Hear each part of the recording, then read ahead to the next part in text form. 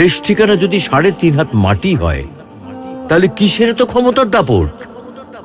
ভোর ৫টায় মৃত্যু, সকাল ৬টায় জানিয়ে দেওয়া হবে মাইকে, ৮টায় শেষ গোসল করানো হবে, ৯টায় তোমাকে নতুন কাপড়ে সাজানো হবে, জোহরের নামাজের পরে তোমার আলিশান বাড়ি থেকে বের করে নিয়ে যাওয়া হবে, ২টায় তোমার জানাজার নামাজ পড়ানো হবে, ২:৩০টায় তোমাকে কবরে নামিয়ে ফেলা হবে।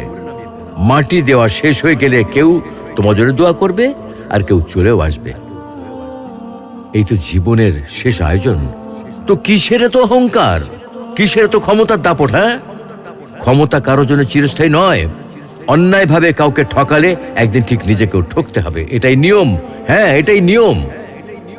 ভোরের সূর্যোদয়ের আলোতে যে পৃথিবী আলোকিত হয়, সন্ধ্যার সূর্যাস্তে তা আবার হারিয়ে যেত দেখি। অসত্য দিয়ে সত্যকে কখনো ঢেকে রাখা যায় না। প্রকৃতি